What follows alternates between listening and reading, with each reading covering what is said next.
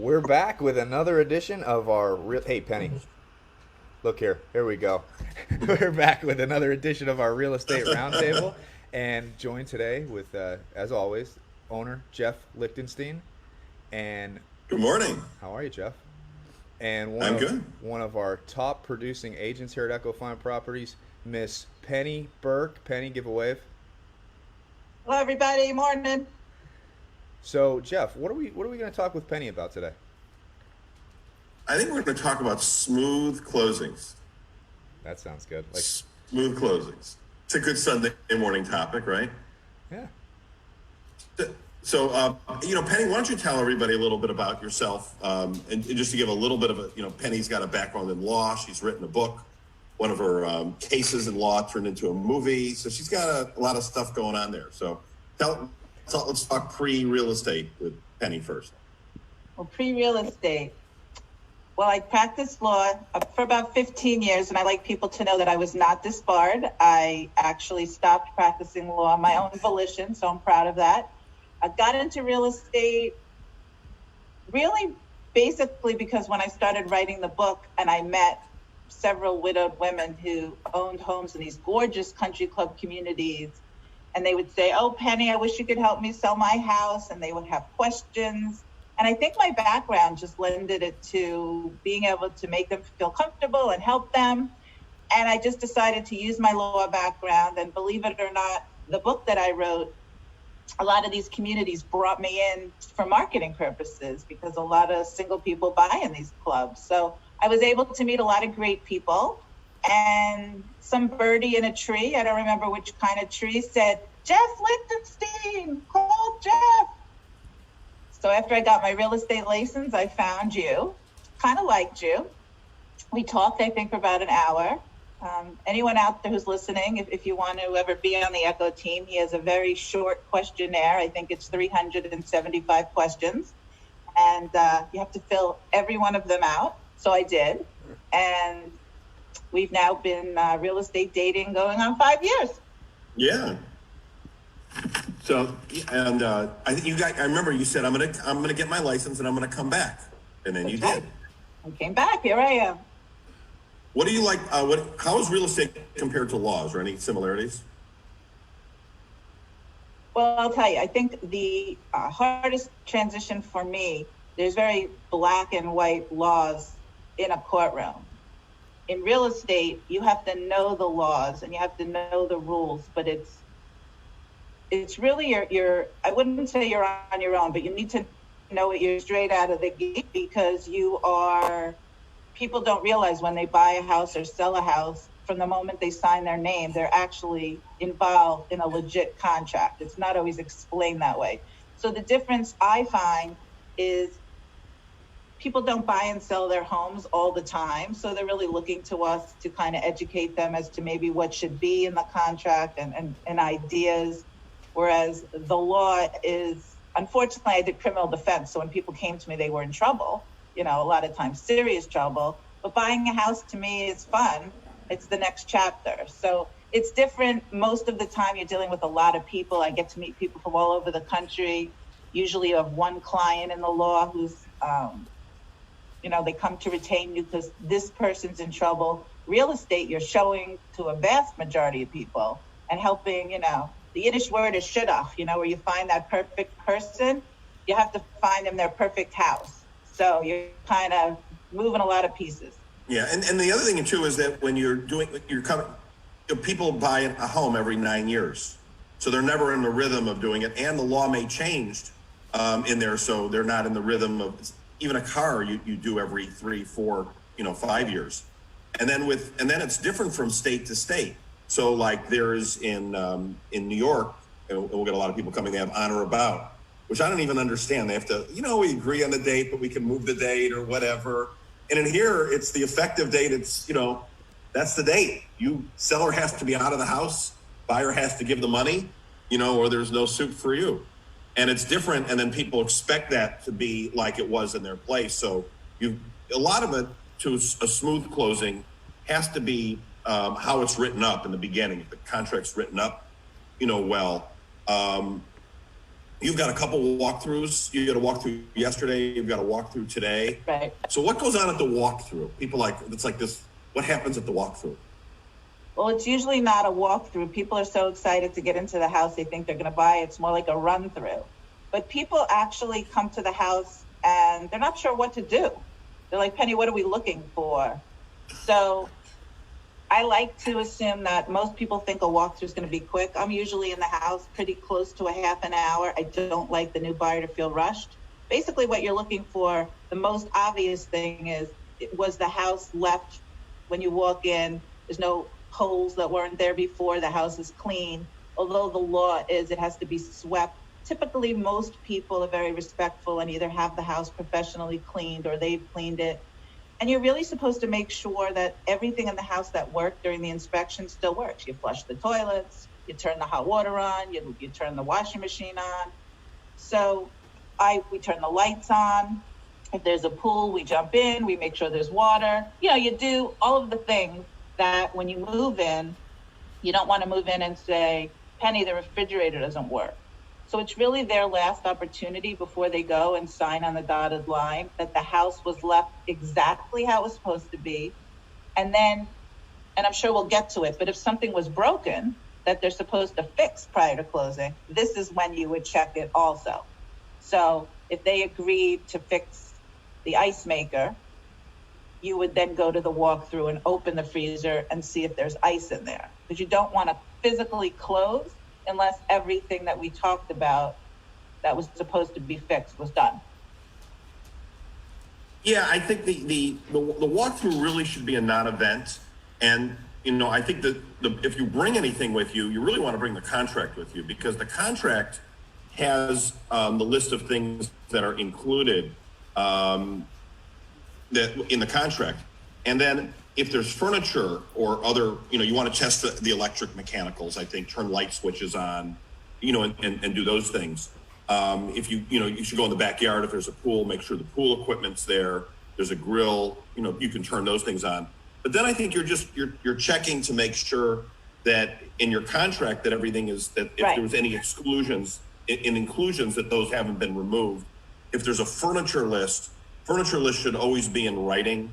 You shouldn't just take a picture of it. So I like to go room by room and say dining room and the white dining room table, and the 6 velvet blue chairs, are there, and that those haven't been removed. And you can just walk through in a methodical way and check that stuff. What do you do? I just want to say this, Jeff. You raised a very good point. And one of the, I believe, strengths of my background, and anyone out there who's listening, I would tell you this. The way Jeff just said 6 blue suede chairs, you don't just say 6 chairs. The reason is you may get there and they're not blue suede.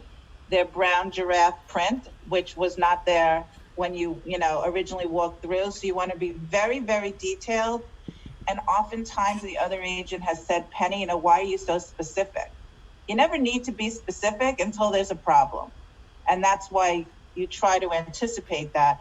But yes, in an addendum to a contract, once you agree, so for example, in the walkthrough yesterday, they agreed to leave the grill, all the pool furniture, a desk, and a couple of other things. So the pool furniture consisted of about 14 pieces of furniture, and those were very specific: 3 end tables, a portable bar, So yesterday when we got to the walkthrough, the clients weren't even thinking about that. They were like, oh, good, they left the pool furniture.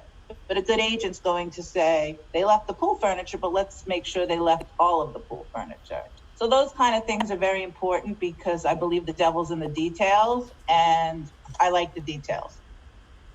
And if you have it written up, I've always looked at it though, that if you have a problem at closing, somebody's going to be referring to the contract. And if you refer to the contract and you write the contract up properly and everything's included, not excluded, like you don't want to say that this piece is missing. You want to say what's included, and then you can just go off that checklist. And both parties initial that, and then that's what you bring to the walkthrough. What do you do when you're writing a contract up? What things do you look for besides that to have a good contract?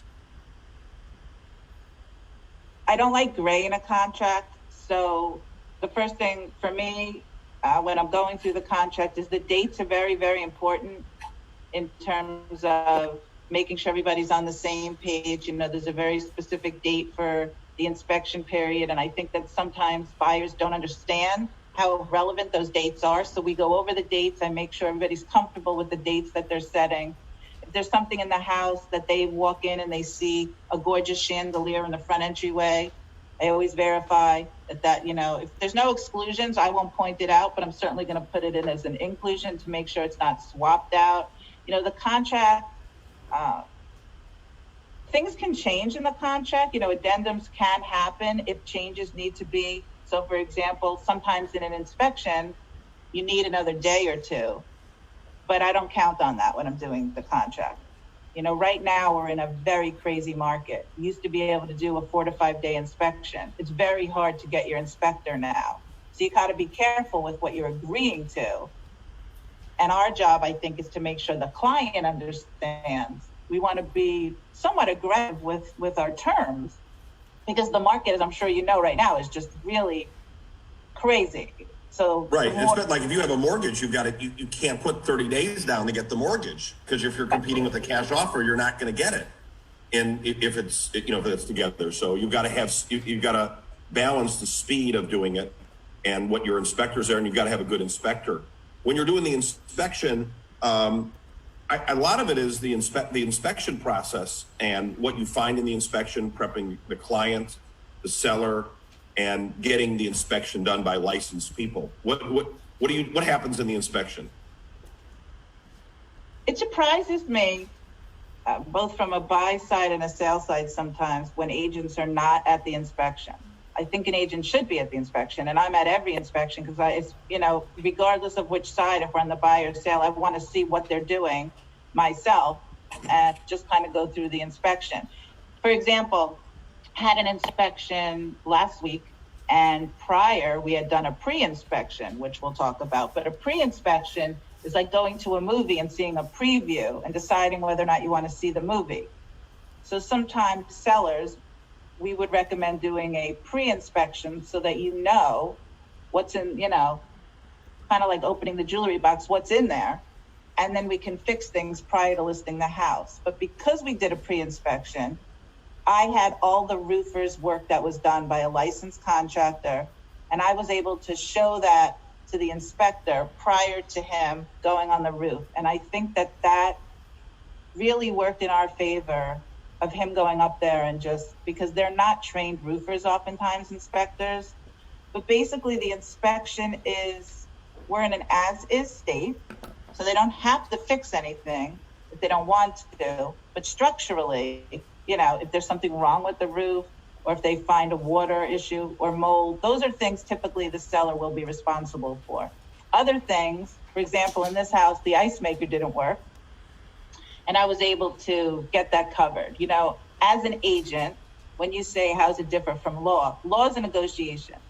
It's people skills. People will, you get more from honey. So if the other agent likes you, oftentimes I think you'll be more successful at getting a few things done for your client that maybe they weren't necessarily inclined to do. But the inspection's really telling you, every house is going to have stuff. It's not new. Most houses, even new houses, have stuff. So I think the inspection's important. It tells you the health of the house, and you really have to go through that with your buyer so that they understand what they're inheriting, what they're buying. Are they willing to buy this asset and understand when they come in it might need new carpeting, or, you know, the appliances are 7 years old. You know, it really tells you the health of the house. Right, and an inspector will tell you also what the longevity is. So you know, the roof has 10 more years probably left on it, or a range. Right. They're never going to know. They're never going to know for sure. But the pre-inspection that you were talking about is so important from a seller perspective, because you find out what all the uglies are before you put it on, because you don't want it to you know, a deal can collapse on you, you know, later on if there's you know, problems. I think it also makes the buyer feel comfortable. When you go into new construction, you kind of know what you're getting, and you know that there's a warranty on it. So if it's already been inspected by a reputable inspector, you have an idea going into the inspection. I think it also says that whoever this person is, that the fact that they did a pre-inspection is of who's selling the house, it's probably going to be in good shape. So it gives you more of that new feel, going in there. And then from a seller's perspective, you don't have someone dictating to you what repairs, and a buyer who's trying to go to the most expensive person in the world, and then they cancel it in there. So pre-inspections, I think, end up saving a lot of deals and saving a lot of money for the for the seller, altogether. I think a pre-inspection also enables you to have a candid conversation with your seller. When we live in a house every day and we see it every day, I'll use the analogy when we want to lose weight and we look in the mirror every day and we're like, hey, I look the same. And then you see a friend who hasn't seen you in 3 weeks and they're like, oh my God, Penny, you lost weight, you look great. That's the same thing with an inspection. You're used to seeing your house every single day, so you don't realize that maybe the banister is loose because you're just used to it. You go down the banister every single day. I find that... You slide down the banister? I used to, but now I just skateboard. I'm better now. So, but those are things that you can have a candid conversation with your seller because they're going to get more money. The house is going to look better. As we're going through the pre-inspection, things that are inexpensive to fix. There's nicks in the wall. One of the closets, like the wire racks were coming off. Sometimes you just bring a handyman in, and these are all minutia that's in the inspection. But there's also important ones. If the coils are filthy in the air conditioning unit, and the air conditioning units may be a little bit older, it's very inexpensive to clean them and change the filters so that when it is inspected later, it looks like it's running really well versus it hasn't been taken care of. So I think that sellers need to be educated the same way buyers to the value of the pre-inspection, because it is a couple of $100s that some people may not want to spend, but I think in the end, they're going to get it on the purchase price. Right, and it keeps the deal together a lot of times rather than have a deal fall apart later on when you're discovering something. Right. As well.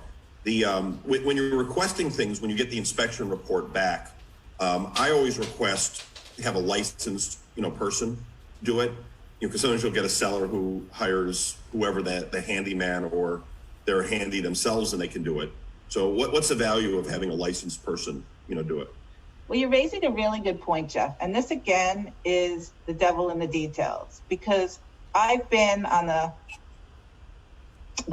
sales side many times where I'll get the addendum that says leak in hot water heater to be repaired.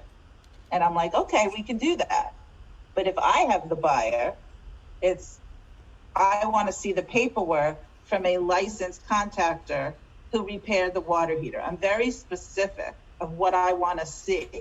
And what that does is it gives me the credibility when I look at my client and I say, look, first of all, licensed work is going to be warranted. If a handyman goes up on a roof and he patches it, there's nothing. If a roofer goes up there, it's usually warranted for at least a year of the specific work that they did. So that gives a buyer peace of mind that in 2 months from now, if they panic and say, oh, I think it's still leaking, they can call the roofer back. So you're exactly right that you must be so specific, because most of the time the client doesn't know. They're relying on us. So I always say, yes, I want someone licensed, because handymen are great, nothing about it, but not when they have to do anything with wiring or, integral parts of the home. I would use a licensed contractor. So you had a walkthrough. So you get all your you get all the receipts back. Sometimes you do, if it's substantial, you'll do another inspection to inspect the items that have been there, and the inspector typically charges a nominal fee, for that. And that also keeps the seller on guard that they better do the work, because it's going to be re-inspected after it's done that. And if everything goes smooth there, then talk about the walkthrough when you do the walkthrough. Like you have a couple closings on Monday, I guess, and then you did one yesterday, you did one today. The walkthroughs, I typically like to do them before the day of closing. So we have one tonight, we're closing tomorrow. The one we did last night is closing Monday. They usually should be 10 minutes. All the other work is done up front. I actually go to the house myself to make sure all the work is done. I get and then, but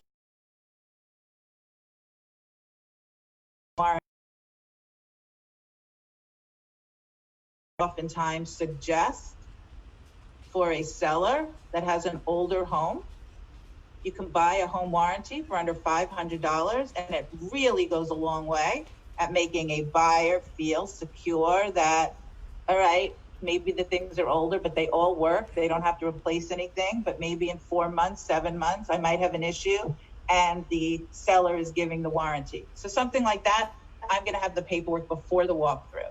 Honestly, the walkthrough should be not a time of stress. It should be an exciting time. We're walking through the house. This is going to be your house in 24 hours. Where you're putting the dog bowl. Like, it's very light. It's fun. Yesterday we took pictures at the pool. I bought them a bunch of balls and rafts. We threw it in the pool. It's supposed to be a light, fun time that the contract itself can be stressful. The walkthrough should not be stressful. If it is, then I feel I haven't done my job, because by then there should be no issues. Did you throw an inner tube in the pool? You wouldn't believe what's in that pool. Yes, I even they had these floaty drink holders. I mean, I went nuts. They've never had a pool before. They were so excited. And I tried to get them to jump in. That was a no. But all right, tomorrow they'll jump in. Yeah, my daughter, my daughter and I had a fight last night. Jade did not know what an inner tube was. She said it's What? a floaty.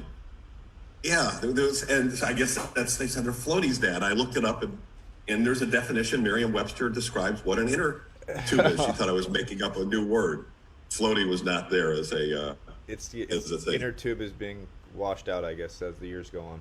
I guess inner tube is changing, but I always thought it was inter tube. Jeff. Has say. But I guess it's inner tube. Oh, inter. I thought it was inter.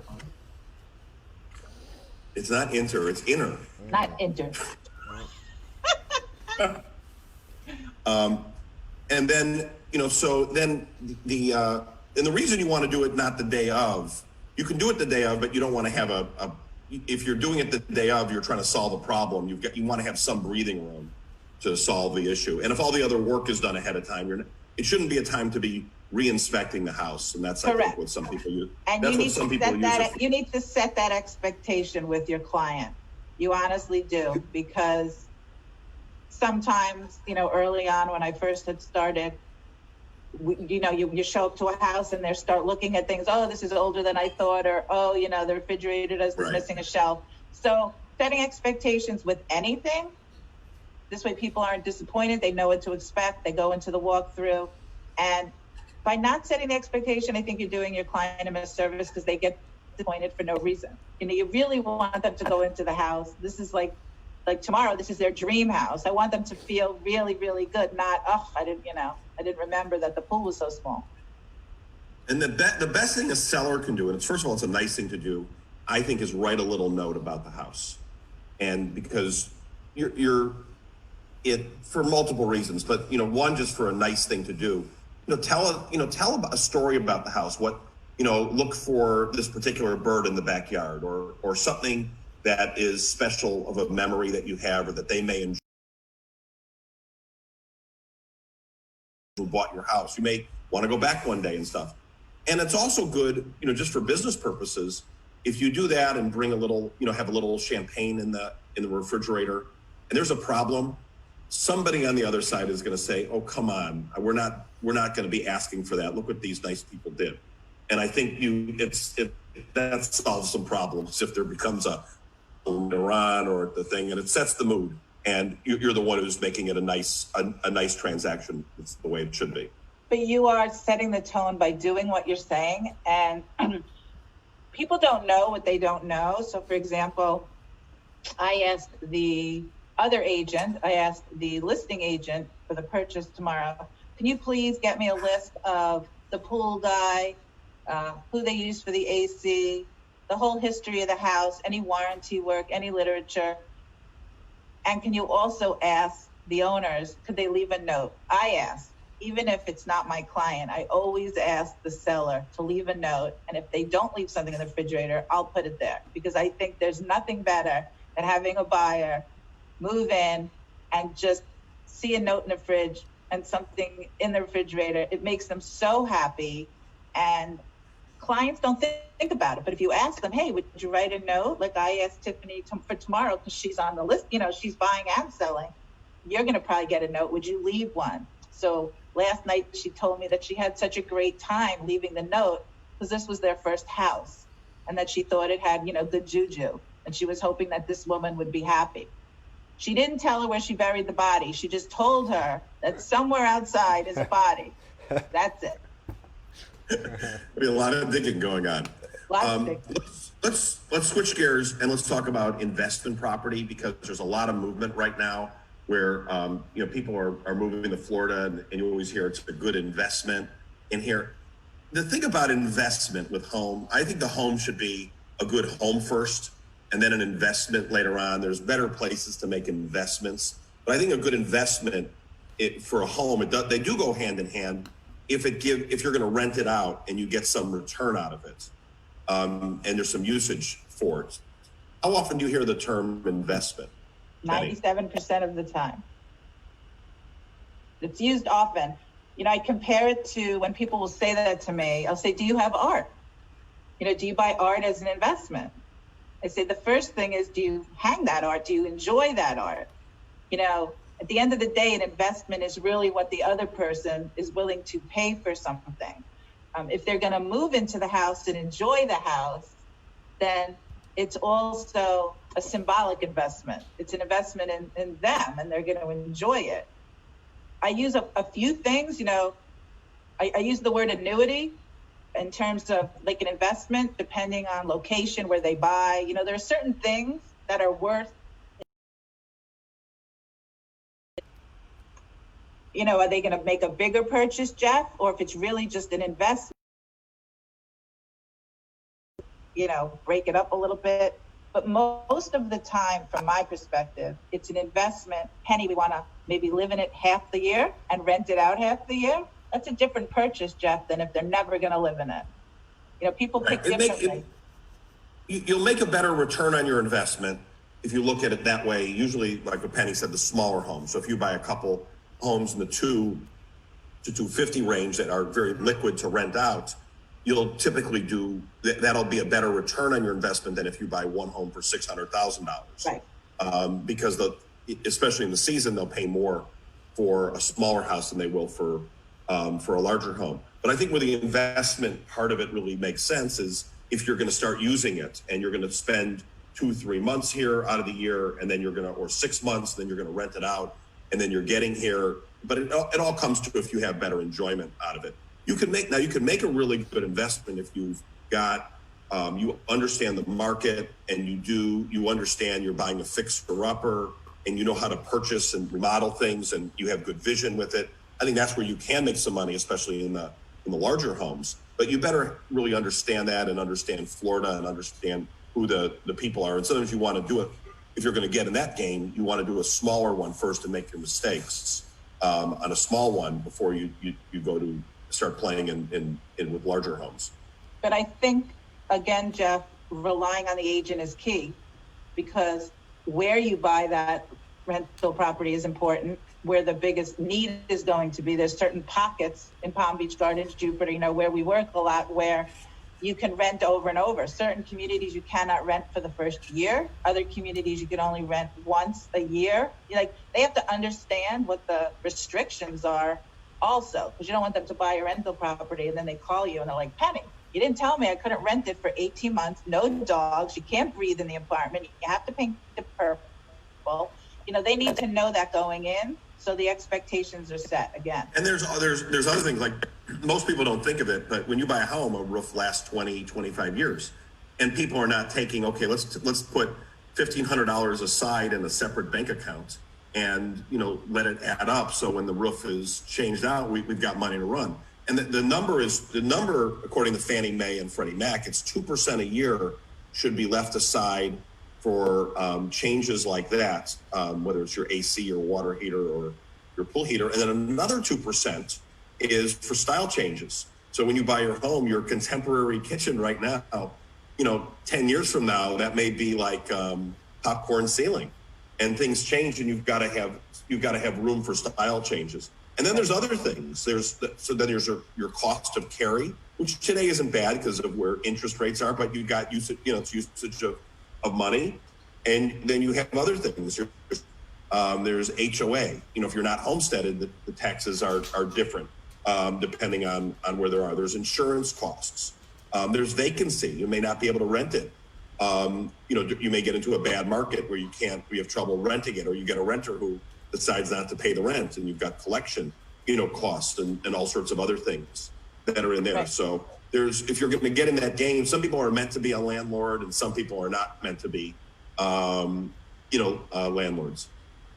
Well, we work with Will a lot in the office who does the rentals. I think you hit the nail on the head. Most people really just think they're going to get the check every month and call it a day. But when you rent it, you either have to spend money and get a property manager, or you're fielding the calls at 2 a.m. that, the coffee machine isn't working, the air conditioning's not cold enough.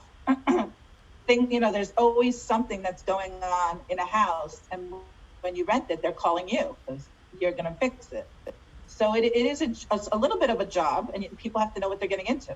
I think you got to take pen to paper and really, if you're going to look at it as an investment, you got to know what your costs are, and you may lose a little bit in there. You probably will if you're going to use it and rent it out, but that may be fine because you're getting enjoyment, out of it, and you're building something, and you're doing a transition in your life, moving down here.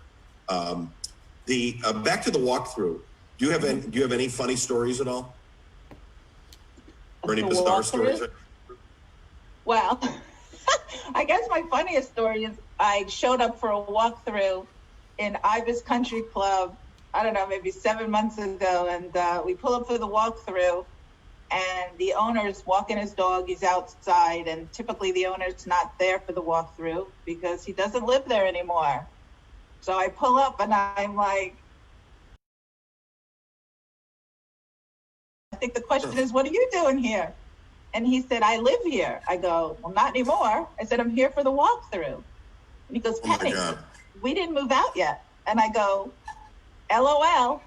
Well, long story short, they were a little bit older, and the realtor had the listing. I had the buyer. My buyers were following me there. I always get to a walkthrough early, thank God. So I was there by myself.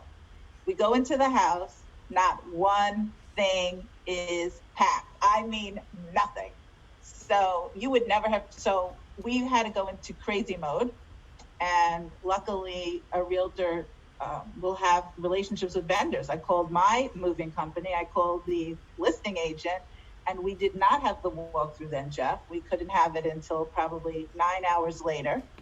And we couldn't close that day because we had to get them out.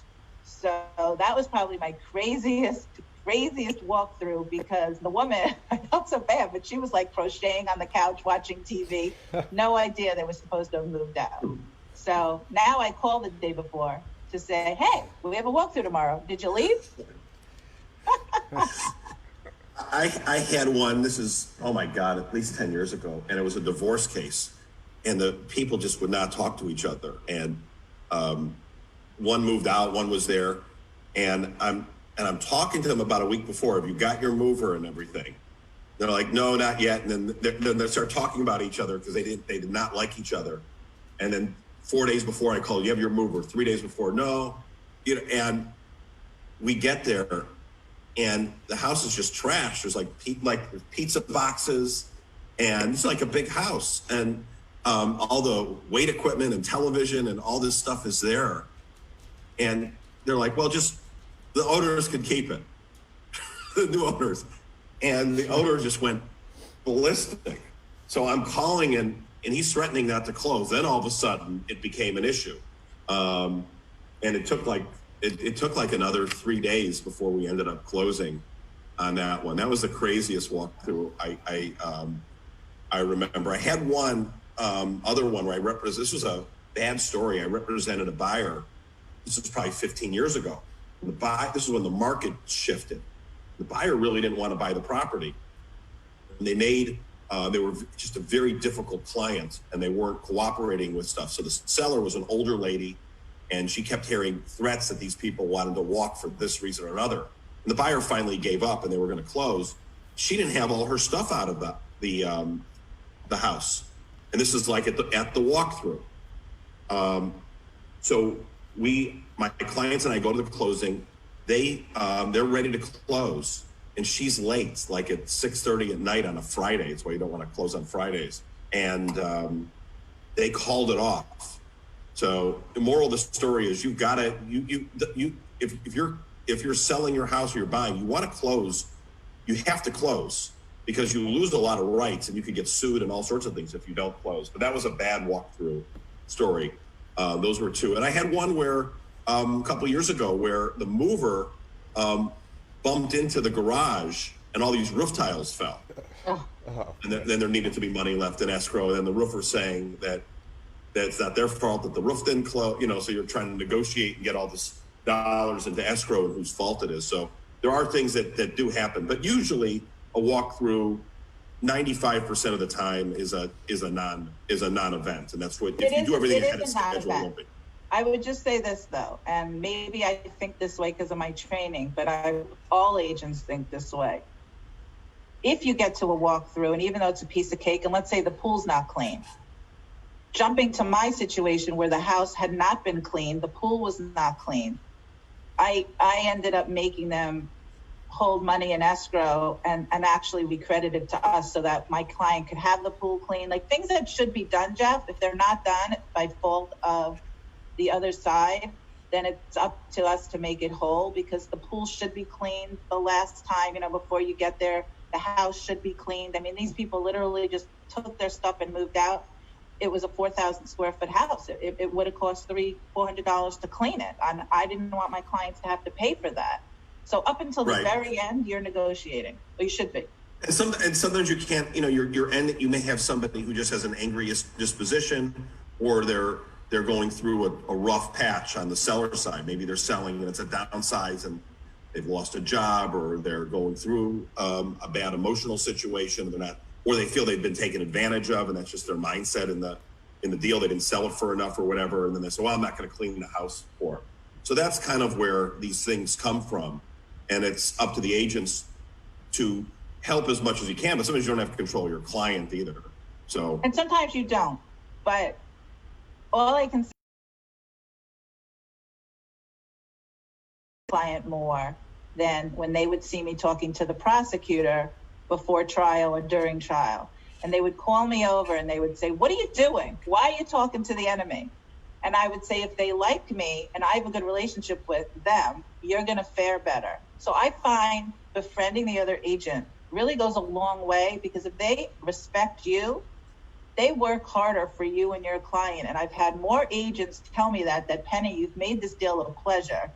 Most agents I deal with don't even talk to me. I've had agents send me flowers because I want them to do for my client. So I go above and beyond to make sure that agent is accountable. So it's a people business. You really right. And if you have a collaborative agent, then and that's who we want to do business with too.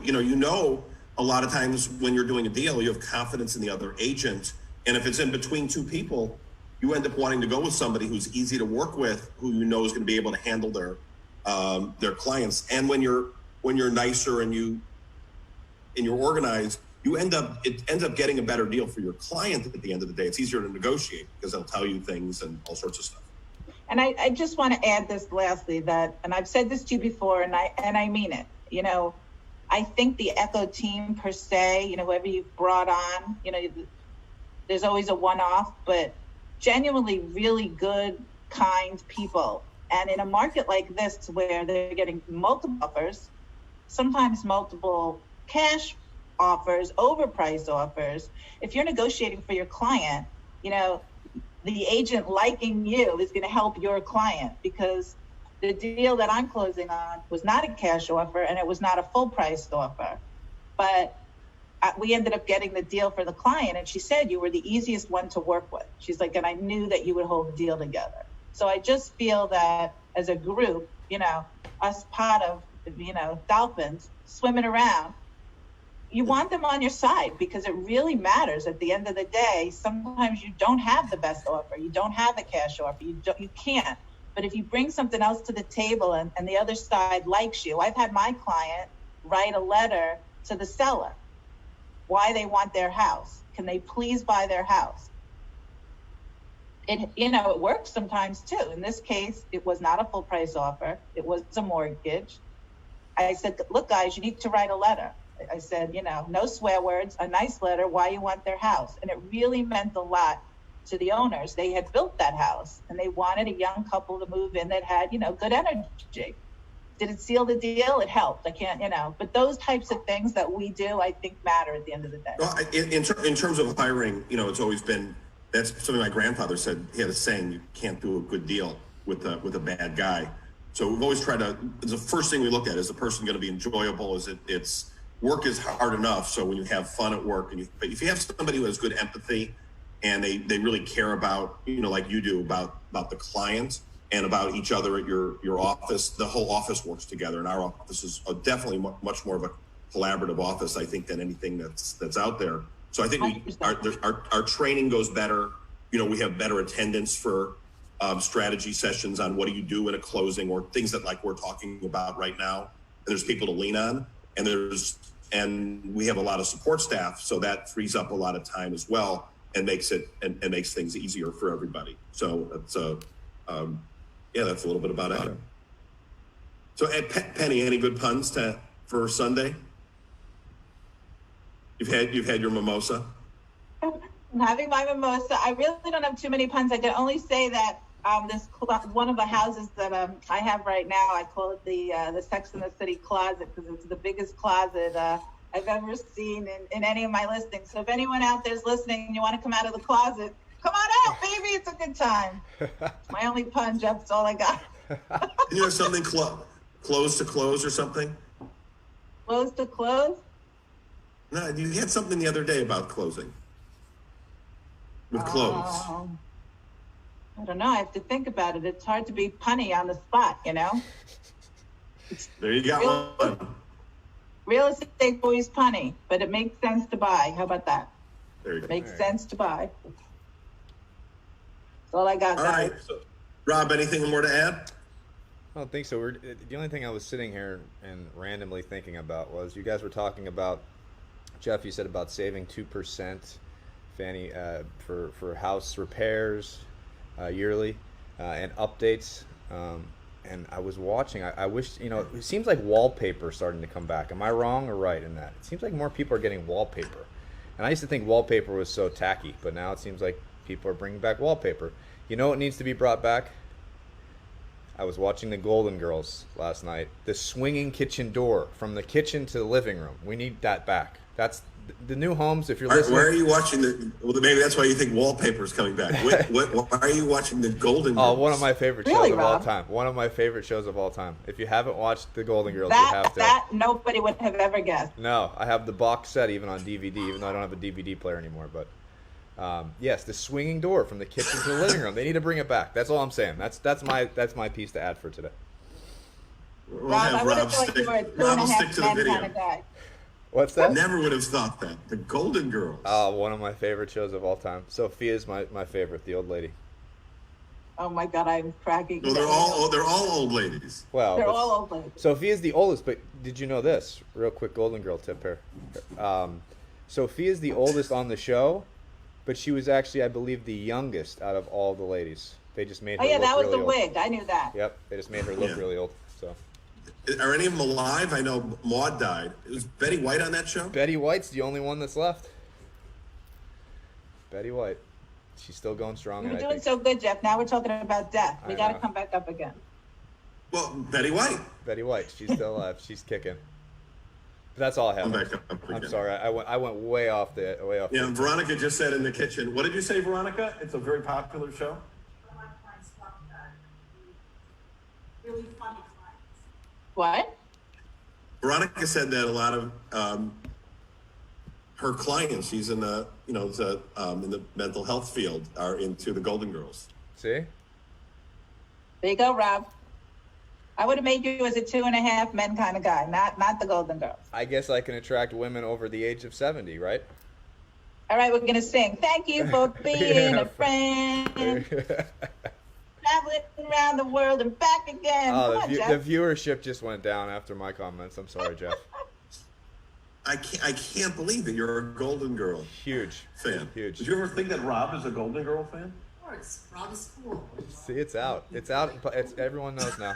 I'm telling you. Why don't you come here for a minute? No, I'm not. Veronica doesn't have her makeup up. Veronica, come on. She's not ready for camera. She's Come on, not ready Veronica. for camera. She said. That's all I had. That's all I had, and I'm sorry. The viewership. All right, out so there- we'll end it on that. All right, it was fun. It was a good time. So join All us. right. Join us again for another edition of Real Estate Roundtable next Sunday morning. We do these on the morning, Sunday mornings, with Jeff Lichtenstein. We'll have a different topic next week. Penny, Burke, thank you so much for joining us today. Round table on Zoom. And everyone Round table on Zoom. have a wonderful day. Square Bye-bye, table. everybody.